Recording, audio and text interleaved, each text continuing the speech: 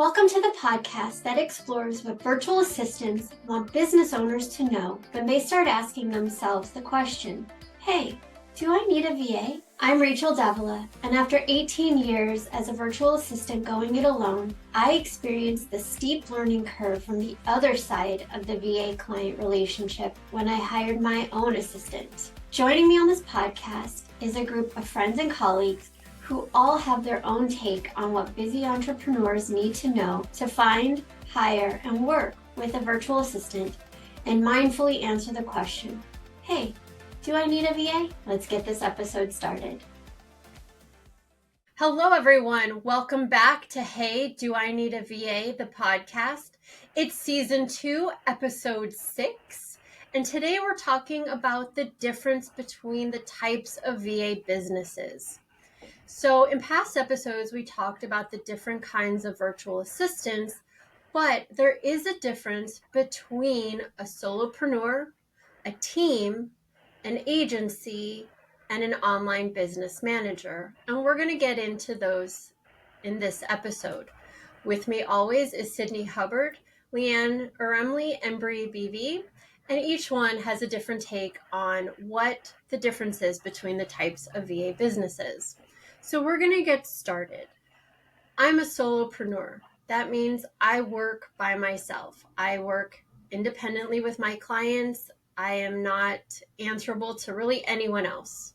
If I need to bring on somebody to help my clients with something that I don't do, I don't act as the middleman. I let the client work directly with any other VA.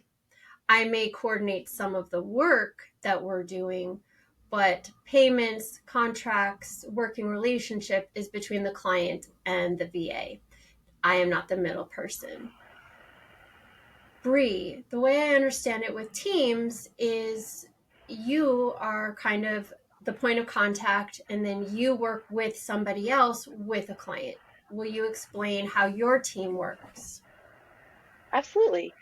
So the way that we work with clients, and I don't know if this is the way every team does, but the way that we do is when we team up with a client, I always have at least 2 team members working with that client, either me and somebody else or 2 team members.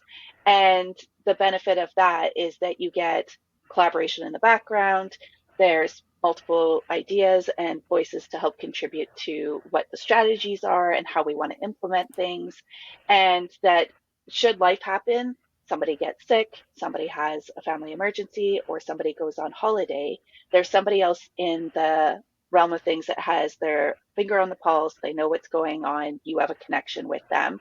Sometimes there's more than 2 people. Sometimes there's 3 or 4, depending on what skill sets and interests that are in the work that we're doing. I always try to team up my team members based on the things that they love doing and their interests. So if the client is into personal development, or if they're more into healing or more into home improvement or things like that, making sure that the team member who's working with that client is as excited about those things as the client is. Very cool. Now, I don't believe any of us are part of an agency, but I've worked with one agency. It was not a great experience for me from a VA and a client side, but I know some people who really love them and they get a lot out of working with an agency. What is the difference between a team and an agency? For my perspective, I also haven't really worked with an agency. This is just from what I've heard from other people. My understanding is that with an agency, it can look a couple different ways. You can have where you submit work to be completed and it goes into like a queue, or you have certain days of the week that they work on your stuff. And then whatever team member or virtual assistant in that agency is up for capacity, then when they have time, they go and they take the next thing off. If that's your stuff, they go work on it, they bring it back. Um, the other version I've heard is that you get a team member assigned to you from the agency, but it could be for a shorter amount of time. Maybe you have them for a week or a month, and then it rotates out to somebody else depending on needs and what things look like in the background. That's my only hearsay experience. So I think between working with a team and an agency, it's how much control and collaboration do you want to have with your VA who's doing the work? if you're okay with a doer, someone who's just task oriented and is going to do, something that you have clear process and procedures and clarity on, then an agency might work well for you. I do know, based on my research on agencies, they have high hourly minimums. And so you have to kind of look and see if the amount of work that you need fits in with kind of a doer task oriented scope of work and time. But if you need that collaboration and you need to talk through something, then you're probably better off going with a team, somebody who can kind of help you, guide you into what you're looking for, how it will be best served across the board of the different people who can touch it. And then there is an online business manager. And an online business manager, as I know it, and I'm going to pass it off to Leanne in a second here, but an online business manager is a higher level team owner slash solopreneur who can either bring a team with them for a client, or they can manage a team that a client already has in place. Leanne, what's your take on an online business manager? You got the definition pretty much spot on. So an online business manager is not necessarily the doer. They manage the people that do the doing. So they usually end up somewhere in between the business owner and VAs, bookkeepers, whatever you need. So I'm a trained OBM, as well as I'm much more tech savvy, so I do both. So for me, what I do is I can manage the team, but I also take a piece that I like to do, and I do both, just because I like tech. I'm geeky that way. It's fine. But I don't have a team. Like Bree has a team she brings with her. I work with the business owner to bring in the people they need, and then the contract is the ones I work with is between the business owner and the doer. So if they want to bring in a bookkeeper, I will manage the bookkeeper, but the contract is between the business owner and the bookkeeper. I don't pay out. That way, it's their own business still. I'm not the middleman, but I'm managing. OBMs generally end up being more collaborative. So they'll talk to the business owner, get the gist of what they want and how they want to do it. Or they might say, hey, the business owner say, hey, I have this brilliant idea. And the OBM comes in and says, okay, this is how we're going to make that happen. And these are the people we need to bring in and manage and things like that. So it's kind of this middleman doer kind of person. It's the easiest way to think about it. OBMs do all sorts of different things. Some of them come right up and they are almost a business partner. Like they will literally run the business for the other person. Others will be a little more into that's your business and I just make your dreams happen. Mm-hmm. Does that make sense? Yeah. Awesome. Yeah. Now, Sydney, how would you classify your business? I would say that I'm also a solopreneur.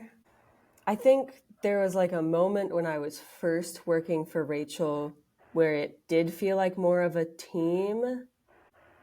I mean, I don't know how long that was, maybe a month, maybe 2 months, and then Rachel eventually handed off a client to me and I was like, okay, now I have my own clients. And that's when it was really like, okay, this is a solopreneur. I have my own business. But yeah, I think it's interesting to hear from the perspective of a team and the perspective of an OBM. I have a question for you, Rachel. I know that you do work with another VA. Do you know, is that VA part of a team? Is that VA like a solopreneur? What's that experience like?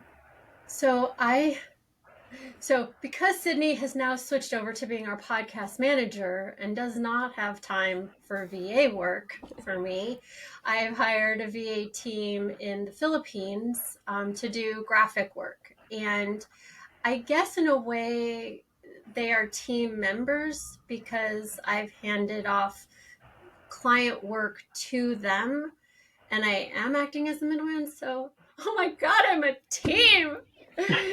But for the most part, it's mostly like my graphics and stuff. It's really just one client because, I think solopreneurs can get to a point where, especially if we've been in the business for a long time, I like doing graphic work, but it doesn't excite me anymore. And there are people who do it so much better. They love it. It's their zone of genius.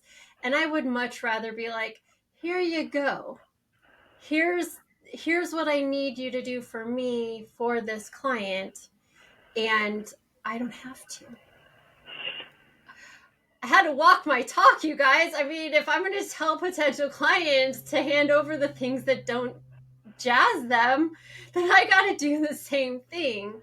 And so, actually, Rusty, with Above Talent Creation, I met him through a client. He worked for an agency, and the client worked with him. So I got to work with him through that, and I got to see his skill set.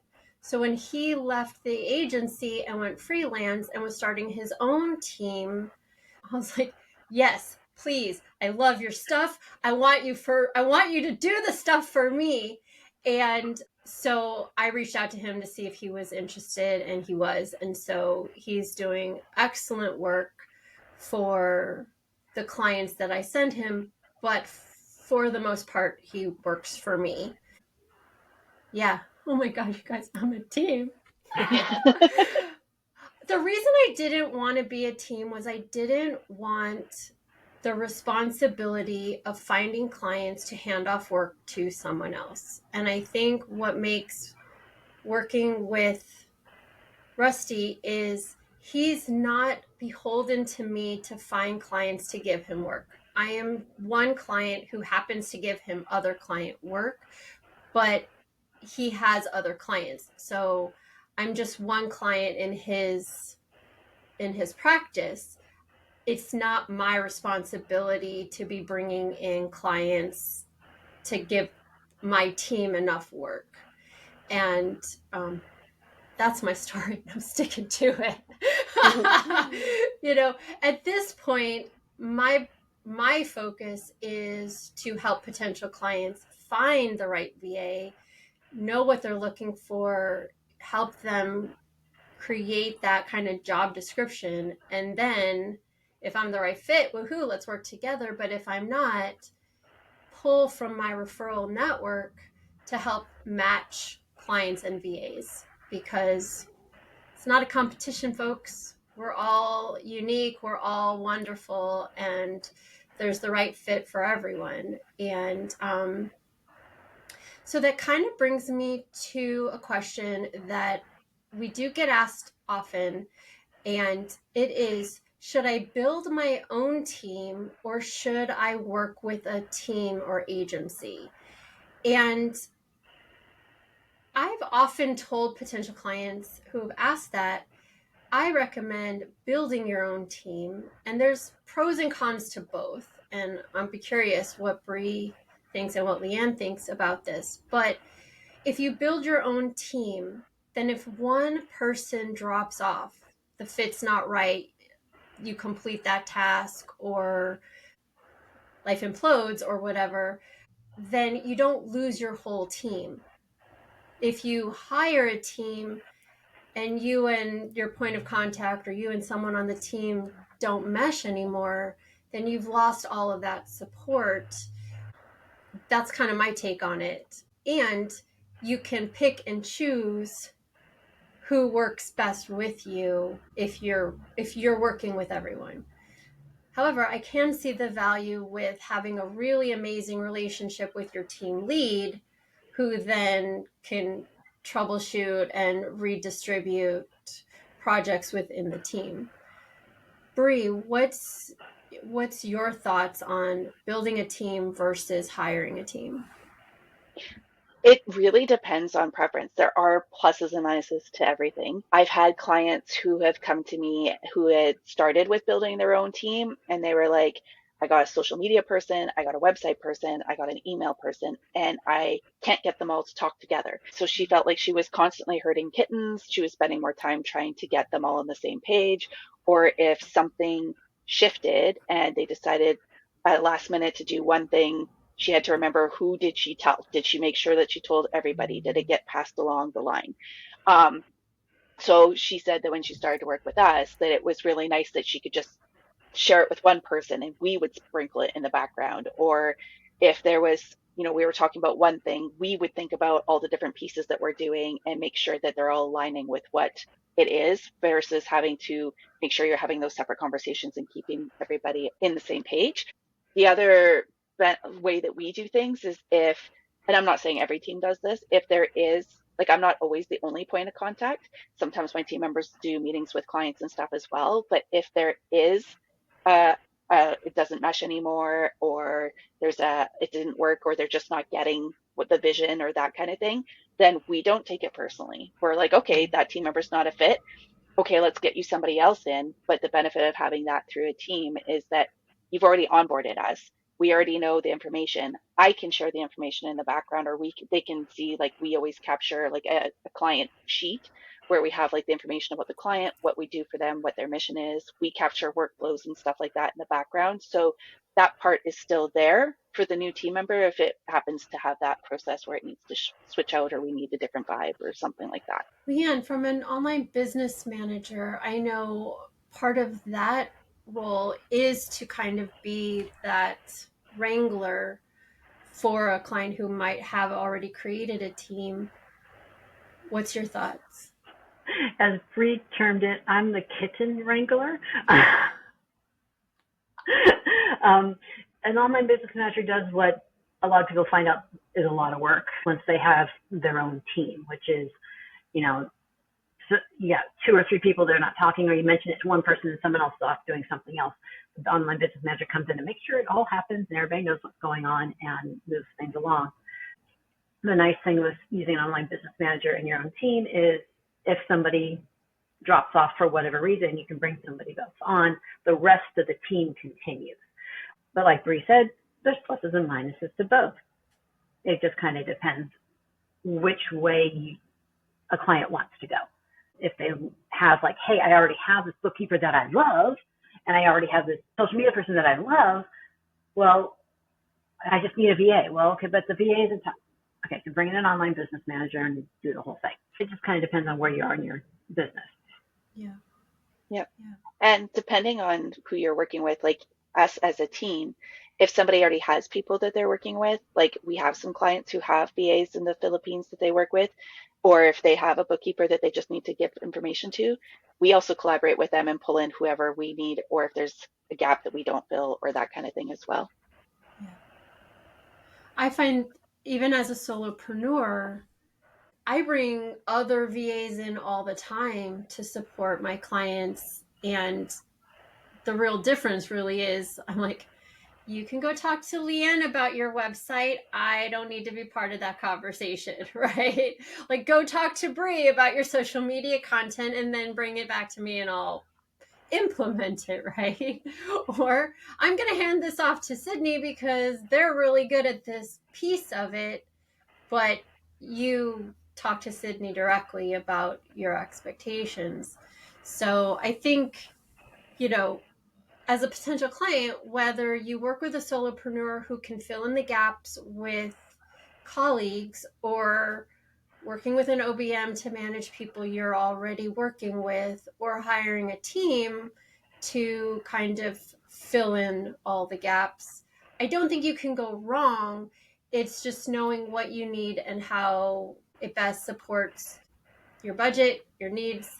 I will say that online business managers do charge a higher rate than VAs do because they are overseeing it all, and they're more like an executive level, right? If you as the business owner are the CEO, then they're more likely a COO, right? They're the operating officer, keeping all the teams in motion.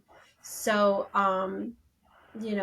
budget might be how you look at it, but it might be if your goals are vast and broad with lots of different specialties, it's not likely that a single VA can do all of those pieces. So it's at what point in your journey are you doing those things? And if it's all at once, because you're like, I'm doing a rebrand and a website and a this and a that, and it's a whole slew of things, then you might want an OBM to kind of project manage that, or a team owner who has the necessary skills within the team. Because like a solopreneur, like, yeah, I can take your rebranded look and put it into social media, but I don't do websites. But a solopreneur might be able to do some of the steps, but not all of them. But it sounds like regardless, we all can get it done. Or know somebody who can help. Or know somebody who can help. Or I'll go to my VA referral directory and find someone for you. So just give me a call. Let me know what you need. Thank you so much for being here today with us on Season 2, Episode 6 of Hey, Do I Need a VA, the podcast, where we talked about the difference between the types of VA businesses. If you have any questions, please send us an email at heyvapodcast@gmail.com. Or if you have something specific to one of us, use the link tree to connect with us. Thanks so much for being here. We'll see you next time. Thank you for joining us on this episode of Hey, Do I Need a VA, the podcast. If you found this episode helpful, please leave a like, comment, or review. And feel free to join our Facebook group, Find, Hire, and Work with a VA for more tips and tools. If you have any questions, please email them to heyvapodcast@gmail.com. We'll see you next time.